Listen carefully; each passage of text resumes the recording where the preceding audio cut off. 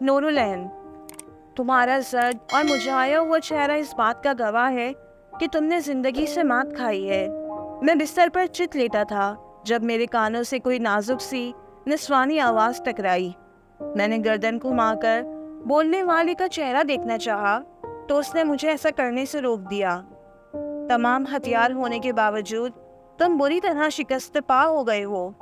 وہی آواز میری سماعت میں پڑی تو میں نے گہرا سانس لیتے ماحول کی افسردگی کم کرنے کی کوشش کی، مگر اب یہ افسردگی کہاں کم ہونی تھی۔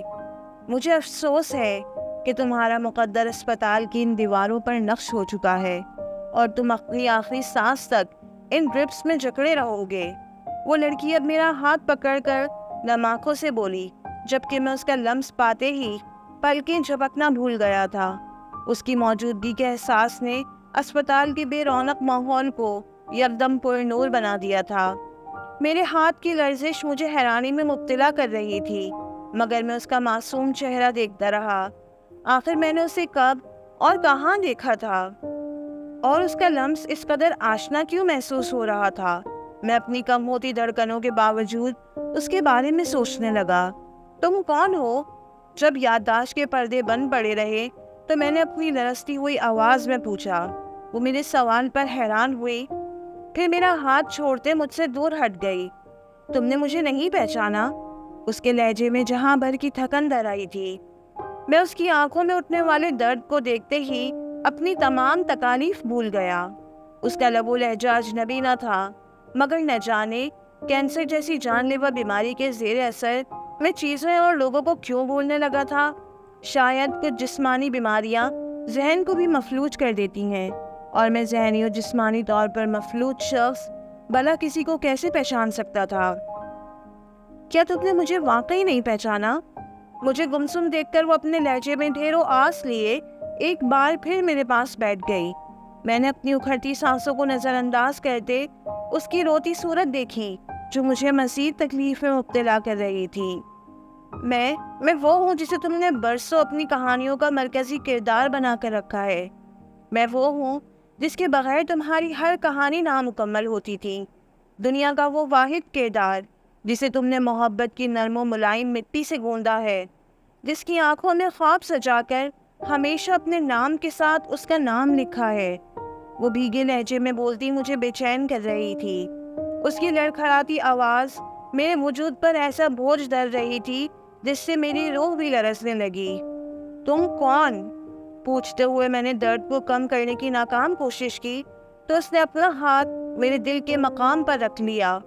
میں وہ ہوں جس سے تمہارا ہر قاری ملاقات کرنا چاہتا ہے، وہ لڑکی جو تمہاری روح میں بستی ہے، وہ جسے پوری دنیا خوش نصیب کہتی ہے، لیکن میں کتنی بد نصیب ہوں نا جو یوں تمہیں مرتا دیکھ کر بھی تمہاری خاطر کچھ نہیں کر سکتی۔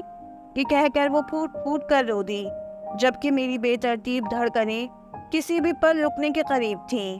بیماری اور کمزوری کی آخری حد پر پہنچا ہوا میرا نیم مردہ وجود کسی بھی پل روح کو آزاد کرنے والا تھا۔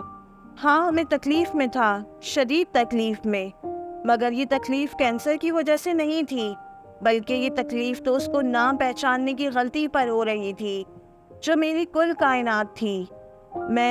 میری بگڑتی حالت دیکھ کر اس نے کچھ کہنے کے لیے لب کھولے، مگر میں نے اپنی نم آنکھوں سے اسے خاموش رہنے کا اشارہ کیا۔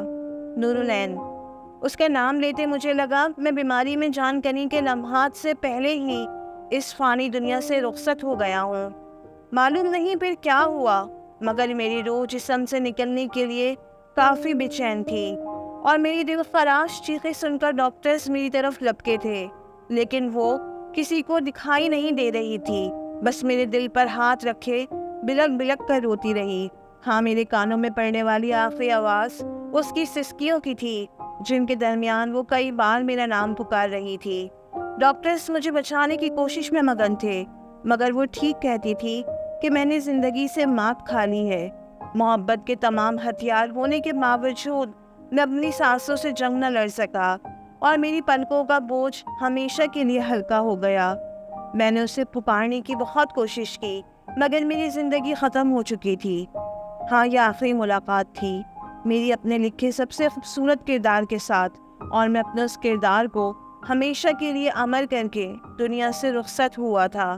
ہاں، میں نے اپنی وراثت میں مال و زر کے بجائے کردار چھوڑے تھے۔ کیا دنیا مجھے اس کوتاہی کے لیے معاف کر دے گی؟